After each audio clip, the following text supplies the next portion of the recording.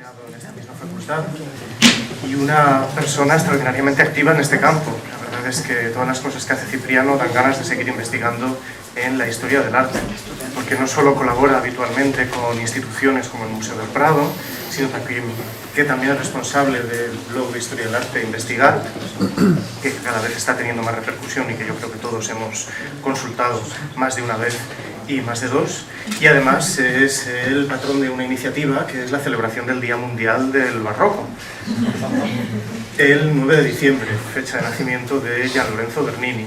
Así que, como ven, no para ni un solo momento, a pesar de sus múltiples ocupaciones, jamás se olvida del barroco, ni de la historia del arte, ni de Sebastián de Herrera Barnuevo, que fue el objeto de su tesis de licenciatura y que es un trabajo extraordinariamente interesante.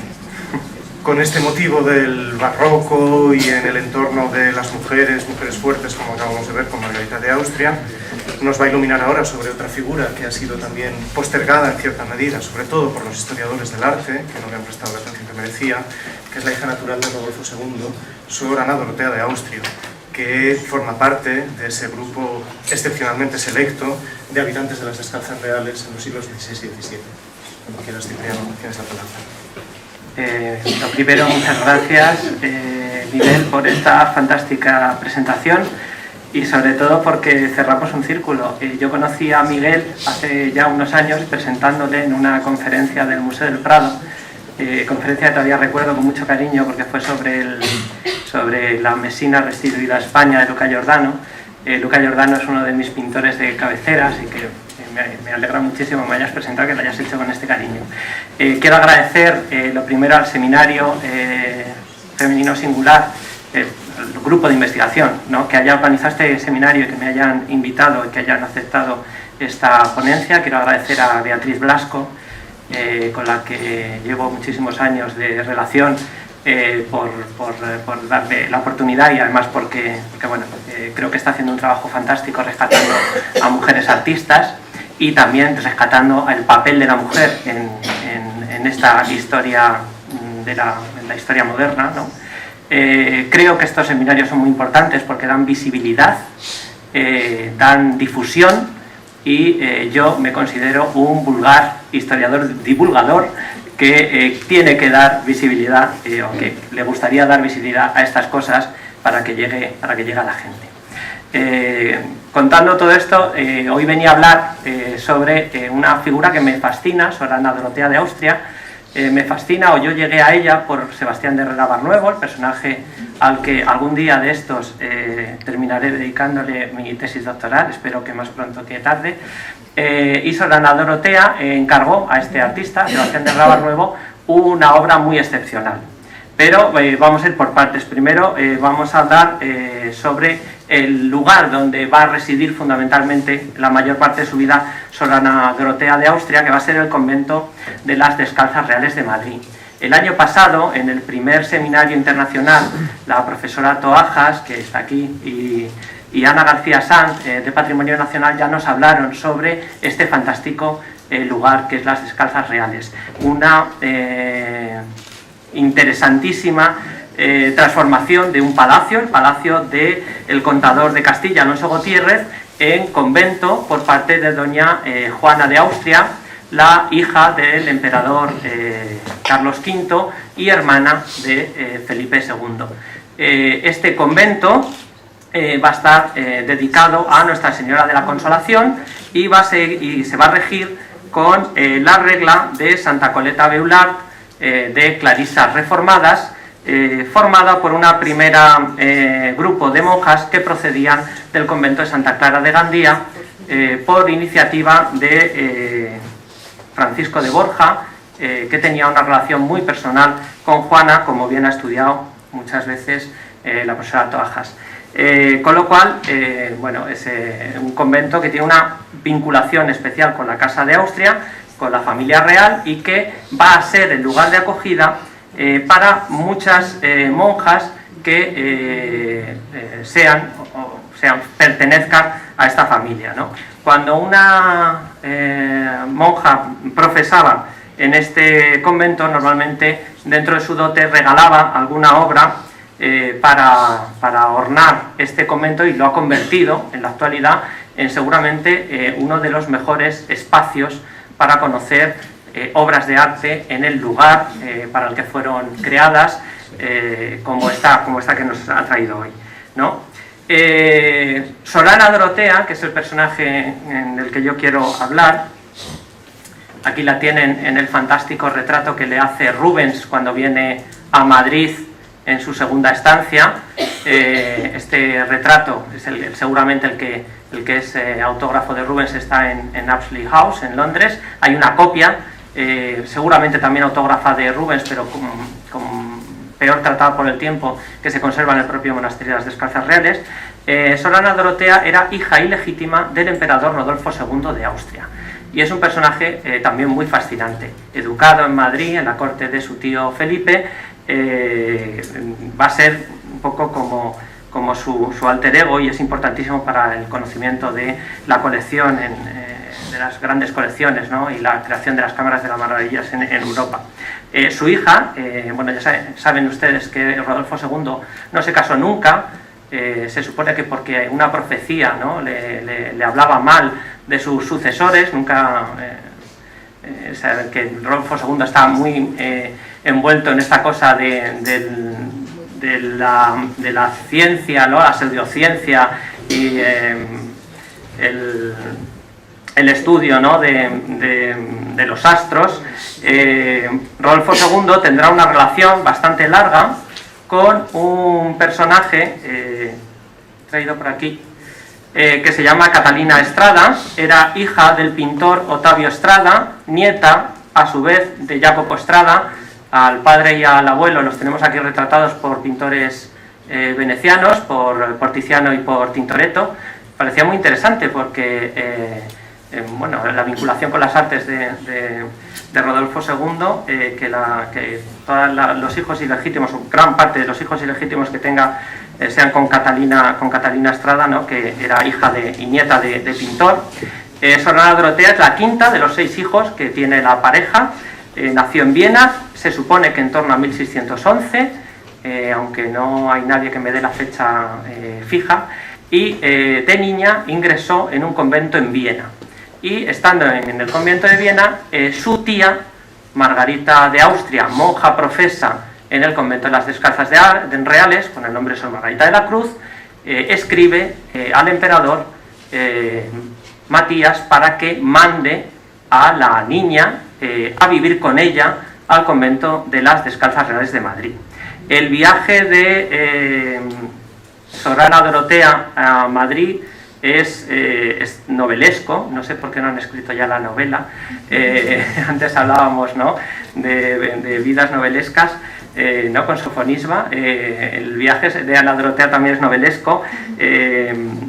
El Tormo, en su libro sobre las Descalzas Reales de Madrid, nos dice que en la llegada, bueno, aquí tienen, perdón, en este anónimo madrileño que se encuentra en las Descalzas, a Sorana Dorotea detrás de su tía Margarita, y acompañada también de Sor Catalina de Módena, estas nobles que tienen que ver o que están relacionadas con la familia de los Austrias. Decía que Tormo nos contaba que cuando están viniendo en las galeras que traen a Sorana Dorotea a la costa española, son atacados por unos barcos piratas de Bizerta, ciudad de Túnez, ¿no?, famosa por sus piratas berberiscos, y el jefe de la expedición, con el fin de evitar que la hija de Rodolfo II fuera convertida en esclava, decidió arrojarla al mar, para así salvarla de sus captores. Aunque la situación se agravó a causa de una gran tempestad que a pronto estuvo de acabar con la vida de la marquesa de Austria, si no fuera por la ayuda de unos pescadores de la costa catalana que la rescataron in extremis. Es decir, esa es la entrada de Sorana Dorotea a España.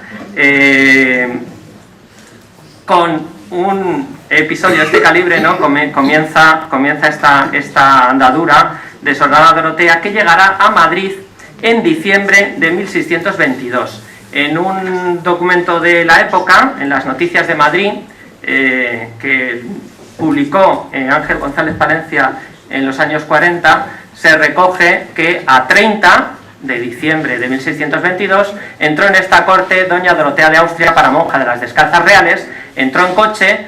Aquí hago un breve paréntesis, ayer nos hablaron también de los coches y me parecía muy interesante, y con ella las condesas de Olivares y de Monterrey, la marquesa del Carpio, la de Alcañices, y apeóse en las Descalzas, donde estaban esperando sus majestades y altezas.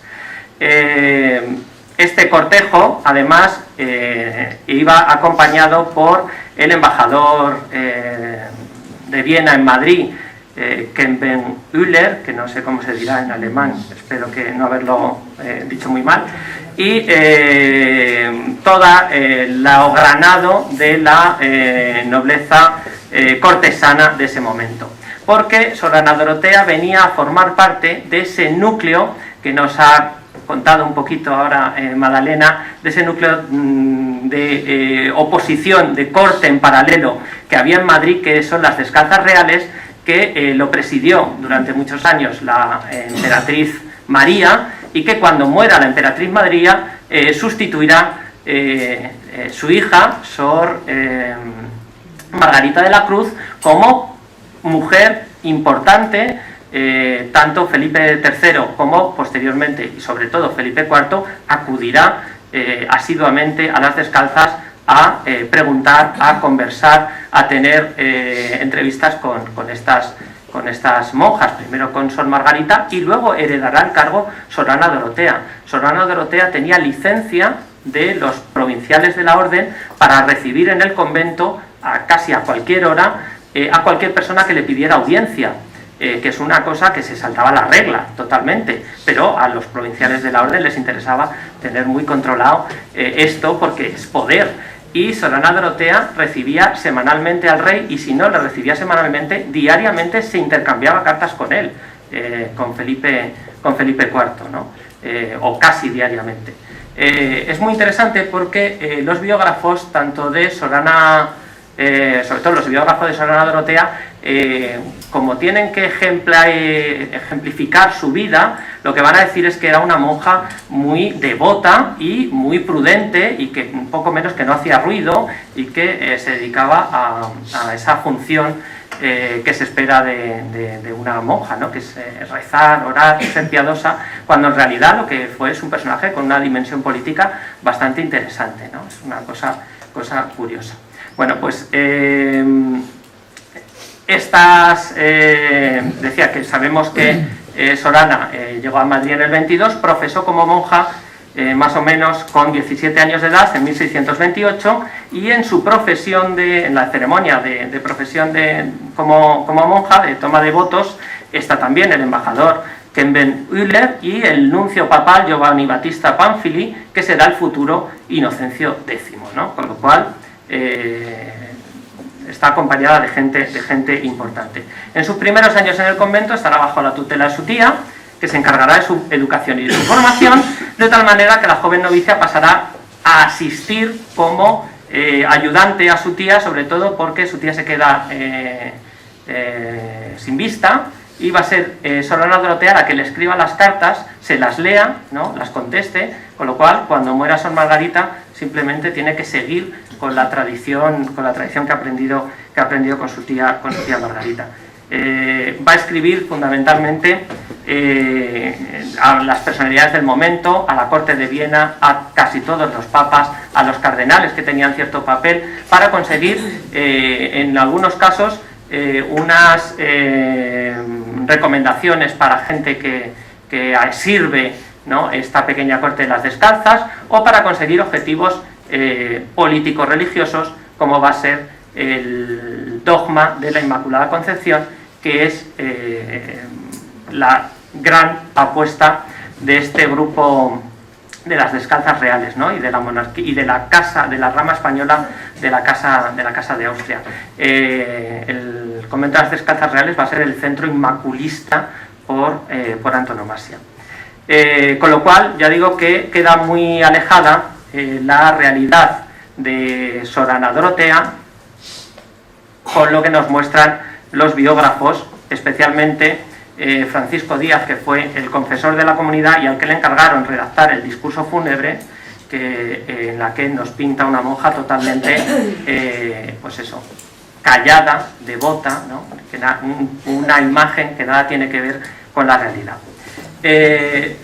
La obra que va a encargar, una de las obras, porque va a tener varias, que va a encargar Sorana Dorotea, es la realización de este soberbio retablo dedicado a Nuestra Señora de Guadalupe, que está en el claustro alto de las Descalzas Reales y que está fechado en 1653. Este retablo está supliendo un retablo anterior, una capillita anterior que había dedicado Sor Margarita de la Cruz a la Virgen de Guadalupe. Es decir, que está incidiendo en la devoción de su tía. El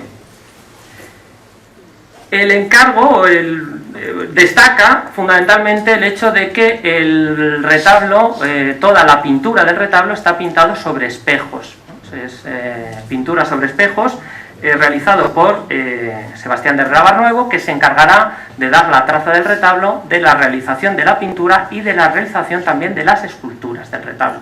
También realizó la imagen titular, que se perdió en el siglo XIX y que, dependiendo de qué fotos consultemos, pues aquí ven, esta es la foto que tomé yo hace, bueno, no es la que tomé yo, pero es parecida.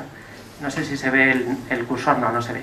Bueno, a su derecha está la foto con una imagen más o menos del 16, y ahora en la foto a su izquierda es como está montado ahora, con esta imagen de vestir que se parecería bastante a lo que habría originariamente. A la Virgen de Guadalupe en realidad es un retablo inmaculista, es una exaltación al dogma de la Inmaculada Concepción de la Virgen, y además tiene que ver con el intento de reconocimiento pontificio de este dogma, ¿no? El papel que había tenido Sor Margarita de la Cruz dentro del ambiente de la corte para crear ese clima proclive al pronunciamiento papal del dogma ha sido ya estudiado en profundidad, pero simplemente para no aburrirles, decirles que llegó hasta tal punto que en una de las cartas que escribe a Roma ya le contestaron que por favor dejara el asunto, ¿no? En 1828, porque no iba a conseguir mucho más. Y fundamentalmente consiguió que se prohibiera el término Inmaculada Concepción. Hay varios breves papales que para acabar con las disputas entre los jesuitas y franciscanos que defienden el dogma y los dominicos que son maculistas, que defienden que aunque Dios podría haber creado a la Virgen sin pecado original, no lo necesitaba, que sería la idea fundamental de los dominicos, llegaban a tal disputas que llegaron a las manos en Roma varias veces, y los papas tienen que prohibir el término del uso de Inmaculada Concepción. Y cuando se hace este retablo está vigente la bula que ha firmado en 1644 el Papa del momento, Inocencio X, prohibiendo esa nomenclatura de Inmaculada Concepción, y por ello tienen que tirar de la vieja advocación de la Virgen de Guadalupe, ¿no? Con lo cual, en realidad, aunque sea un retablo inmaculista, tienen que llamarlo de Nuestra Señora de Guadalupe para evitar ir en contra de ese breve papal del año 44.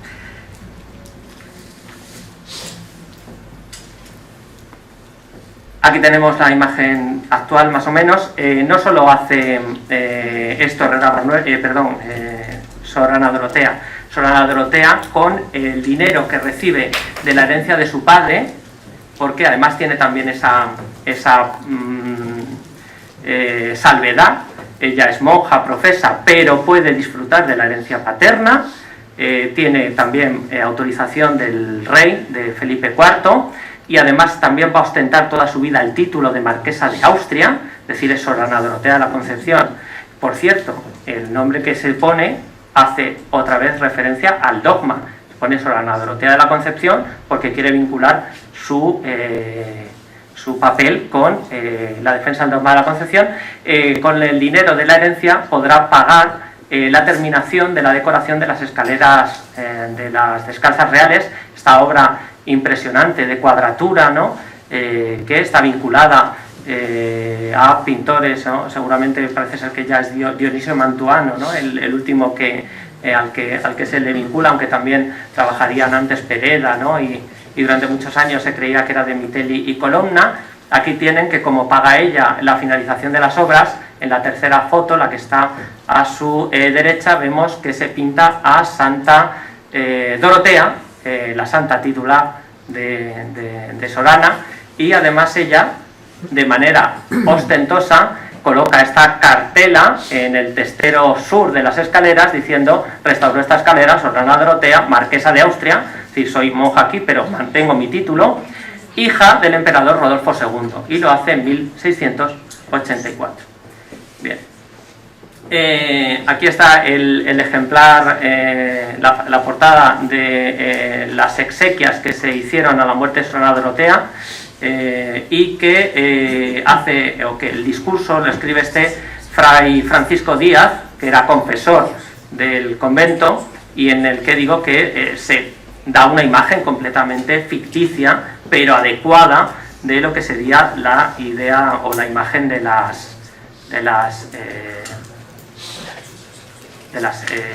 monja de Sorana Dorotea. Bien, vuelvo al retablo que nos trae aquí, y este retablo que estudió por primera vez Wedey en un artículo que publicó en el año 66 en inglés, y que luego se tradujo al español en el 67, se publicó en Reales Sitios, y es el primero que además da la autoría a Herrera Barnuevo, cosa con la que estoy realmente de acuerdo. En este retablo, frente a la idea principal, o la idea que siempre se ha utilizado para la Inmaculada, que es las letanías lauretanas, lo que se apuesta aquí es por hacer un retablo de la Inmaculada exaltando a las mujeres fuertes del Antiguo Testamento. Bien, es decir, sí que se utiliza una idea de las letanías, que es el espejo, pero ya está. El resto son una exaltación de mujeres fuertes del Antiguo Testamento, sacadas fundamentalmente de una fuente que es el texto de Martín Carrillo, Elegios de las mujeres insignes del Viejo Testamento, que se publicó en Huesca en 1627, y que Martín Carrillo dedicó otra vez a Sor Margarita de la Cruz, que en el fondo es la otra figura que pivota en este convento. En la dedicatoria que escribe Martín Carrillo dice: y se vea que en todo tiempo ha concedido Dios a la tierra mujeres santas a quien respetar, nobles a quien honrar, valerosas a quien loar y virtuosa a quien imitar.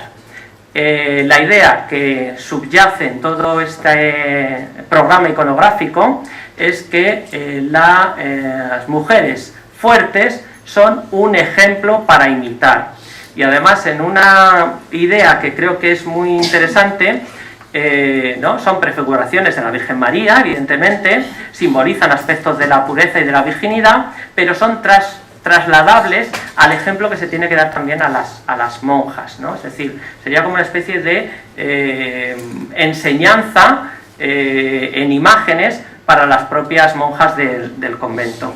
De una manera muy interesante, porque citando a Álvaro Molina, que nos hablaba ayer, normalmente cuando se presentan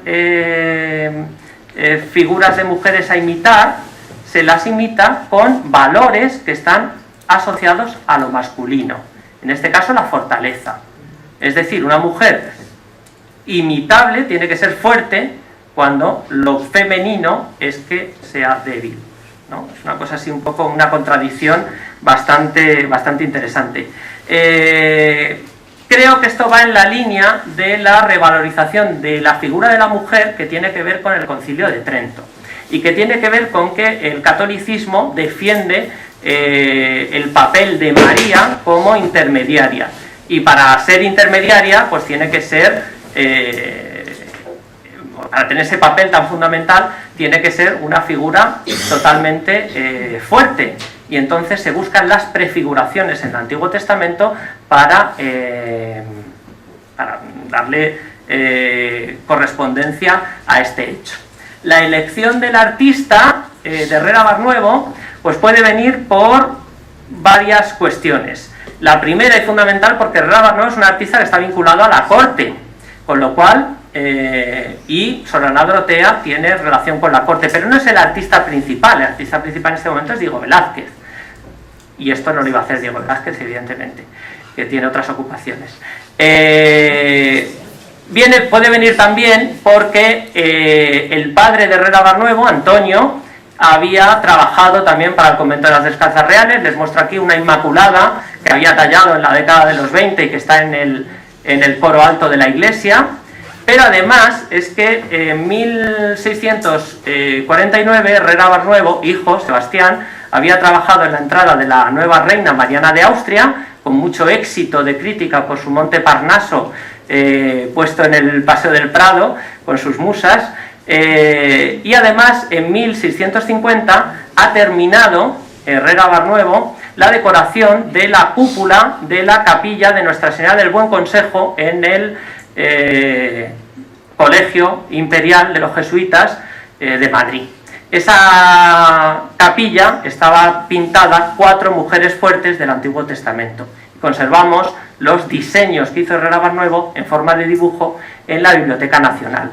Es decir, en el año 50 ha presentado una cúpula con mujeres fuertes. Seguramente ese conocimiento llega a Sor Ana Dorotea y le encarga este retablo, que tiene mucho que ver con aquel encargo. Me van a perdonar que las fotos sean un poquito deficientes, las hice hace 1000 años y no era muy ducho en la fotografía, y entonces se ven un poquito mal, pero nos hacemos un poco la idea de la riqueza de este retablo, y que cada uno de esos espejos contiene un tema, una figura de mujer fuerte, con una riqueza cromática y muy interesante. La ornamentación de este retablo se basa en enmarcamiento de las pinturas a base de molduras de carácter vegetal y perlado, todo ello en madera dorada, con golpes de follaje carnoso, policromados, con delicadeza de talla, policromado en colores pastel.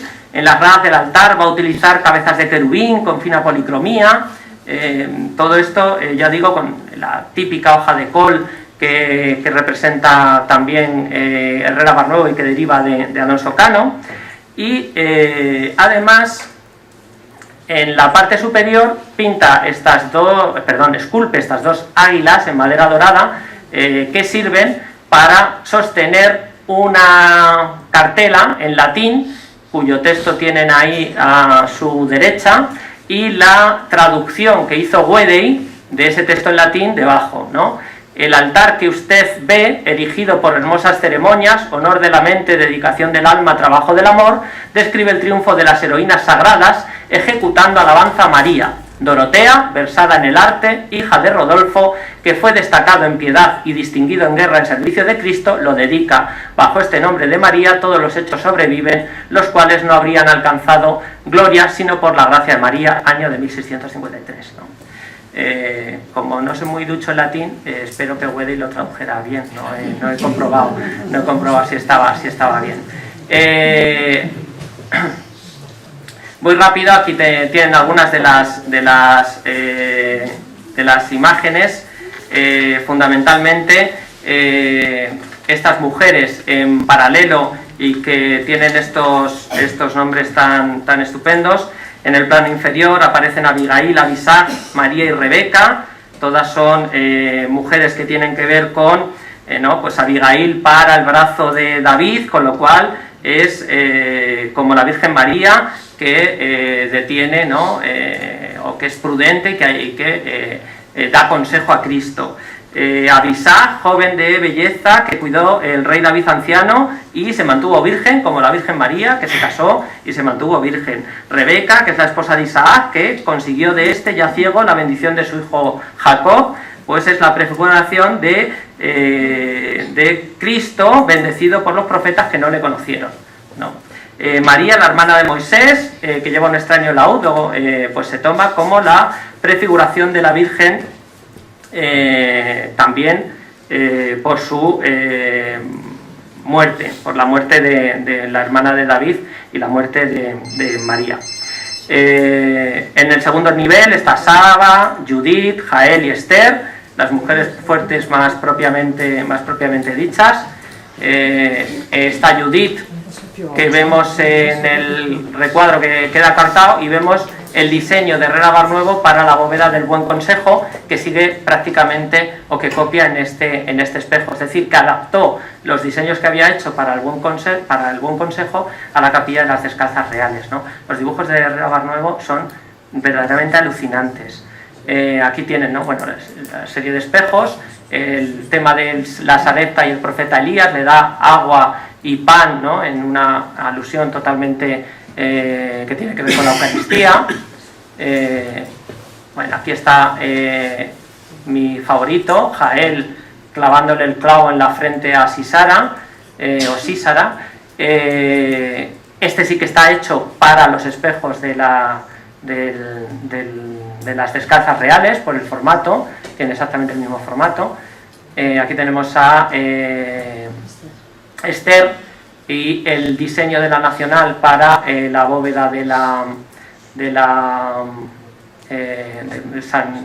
San Isidro. Aquí tenemos a Rebeca presentando a Jacob, y aquí tenemos a Raquel.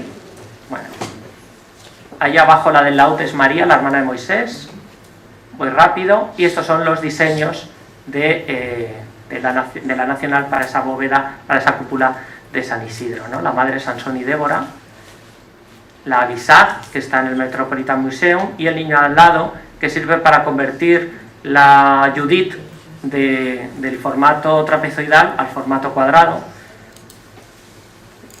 Y en la inspiración de Herrera Barnuevo está en los cuadros de Jacopo Tintoretto, en esta serie de las llamadas bóvedas Tiziano, que llegan a Madrid en el año 48-49 del segundo viaje de Velázquez a Italia, y que Barnuevo ve en los talleres reales. Es el primero que se deja seducir por las formas de Tintoretto, seguramente. Bueno, aquí tienen más detalles. Y cierra la mesa del altar esta preciosísima imagen de la Inmaculada Concepción en un espejo,